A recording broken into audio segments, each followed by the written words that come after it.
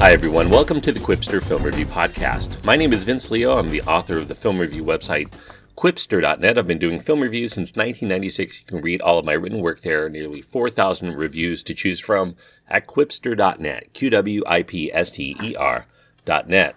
Before I get into today's review, I do want to cover a couple of things. One is that if you're looking for my take on War for the Planet of the Apes, I've already given it in a podcast form, so you won't hear it on this particular feed. I invite you to go check out the In Session Film Podcast. I'm on episode 230 of that. It was a very interesting discussion, and I think that you will enjoy it. Episode 230, go to insessionfilm.com for more details. The other thing I want to also mention is that this review will be the last one for a little bit because I'm in the process of moving locations, and then I'm going to be in the Bahamas for a couple of weeks. So great for me, not so great for being able to keep up with the movies. So I hope you enjoyed today's review. It'll be the last for a few weeks, and then I will return probably within about a month in order to continue with some of the new releases, including Dunkirk and so on. But without further ado, let's get into today's review. It is The Big Sick. It's a romantic comedy, I guess. It's rated R because of language and includes some sexual references.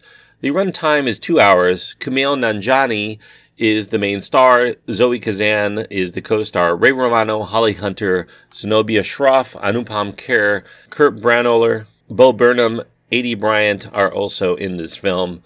The director is Michael Showalter, and the screenplay is credited to Kumail Nanjiani and Emily V. Gordon. Kumail Nanjiani here is starring and co-scripting this romantic comedy that is about himself, more or less. He plays a Pakistani immigrant to America who turns to stand-up comedy. He's living in Chicago. He ends up going out, and then he falls into this romantic relationship with a white, non-Muslim psychology grad student named Emily, played by Zoe Kazan.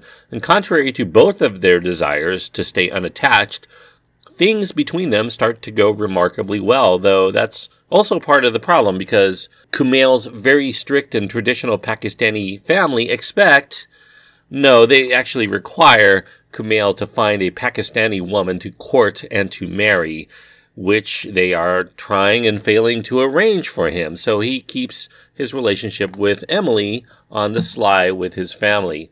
Meanwhile, the young comedian Kumail must keep his head in the game to try to secure a spot in an important comedy festival that just might kickstart his career in show business beyond doing local gigs in Chicago.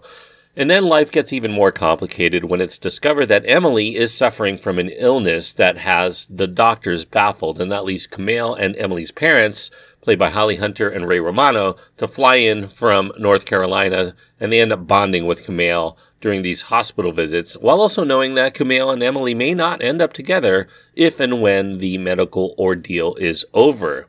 The Big Sick is based on real-life experiences of Nanjiani and the credited co-screenwriter Emily V. Gordon. As such, it's an often winning, it's a refreshingly original romantic comedy. It's produced here by Judd Apatow, who is making quite a niche career producing starring vehicles for his fellow stand-up comedians with their own stories to tell, for instance, Trainwreck being another prime example for Amy Schumer.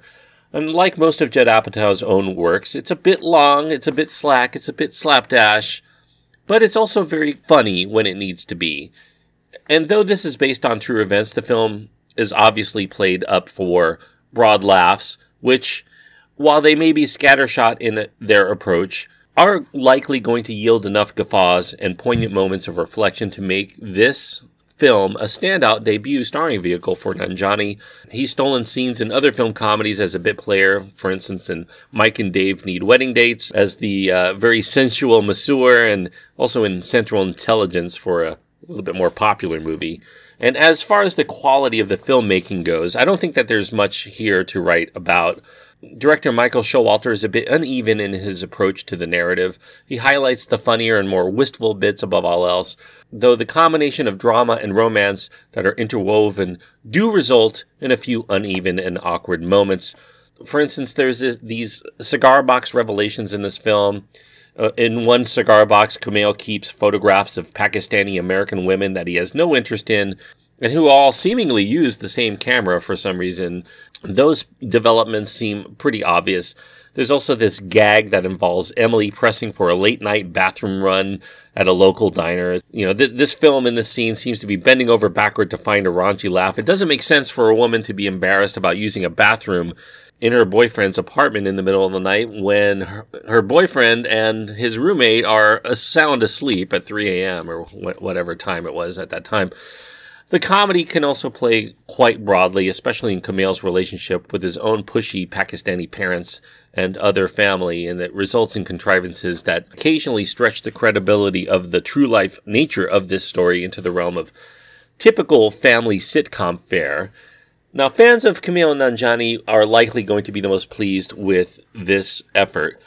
It is strong enough in its comedy that it will also likely garner Nanjiani a slew of new followers to appreciate his very funny comedic efforts, both as a stand-up and as a comedic actor, although his range is mostly limited, and at nearly 40, you do have to suspend a good deal of disbelief to understand why he's far from having his act together. I guess he's supposed to be playing a little bit younger, though it is set in the modern day because he is an Uber driver. But thanks to his deadpan observations and his willingness to do whatever it takes to sell the laugh, Nanjiani remains a likable enough presence that we end up rooting for him to find happiness. And the jokes can be surprising, even when it feels obvious as to where the story elements themselves eventually go. The other more seasoned actors fare a little bit better in terms of the acting anyway. Although the casting is a bit hit or miss, Holly Hunter and Ray Romano seem a bit of an odd pairing, and they get mired in a couple of especially strained scenes, like there's this one attempt to attend Kumail's stand-up performance, and it ends up going amok because there's this racist heckler. There's nothing in that scene that I bought at all. Zoe Kazan, I think she's very good as Emily, especially during the emotional bits that she has to deliver, but given the nature of the illness, Kazan literally doesn't get to contribute much for a lot of the second half of the film, so her presence is missed, as well as the chemistry that she has with Kumail. As a comedic look into the difficulties of maintaining a family and religious tradition, even when it's not readily understood as to why they're maintained by the person who maintains them, this is an interesting and often amusing look into a rather unique situation that substitutes for regular courtship. I think The Big Sick emerges ultimately as a fun and funny comedy, and it finds more than enough truthful moments to savor amid some of the more manufactured elements of the shtick. This is a film that's more consistently likable than it is consistently good from an objective standpoint, but there are definitely enough laughs and even a few tears to justify the effort to go see it. So this is another one of those borderline calls, everyone, between 3 and 3.5 stars. I could go back and forth on this, but as I've often stated, even in my most recent review before this one, I give the lower of the two grades on a borderline call on a first-time watch. So I'm giving The Big Sick 3 stars out of 4. 3 stars on my scale means that I do recommend it. A little bit of reservations because as a film, it could be tighter and it could be a little bit less sitcom-y, but I think that most people who are going to go see this in the theater will probably come away feeling like it was well worth their time. So I would say it's a very strong 3.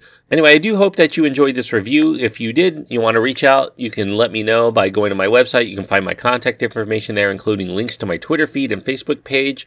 If you want to hear more of my podcasting work, I have one more podcast to do with In Session before I go on vacation. So go to InSessionFilm.com and get the details on where you can subscribe to that show as well, because it's an excellent show. I'm on the extra film segments of that show, but definitely a show that you'll want to listen to every episode no matter what. But as for this show, I will be not really enjoying myself as I begin to pack and move all of my stuff into a new place, although I am excited about actually where we're going to end up living. But then I am heartened to know that right after that, I will be enjoying the sun and the fun in the Bahamas for a couple of weeks. But I'm definitely looking forward to that and then coming back and continuing. So don't click unsubscribe. I will be back with more film reviews within a few weeks. Thank you, everyone. Please enjoy your time anytime you get to go to the movies.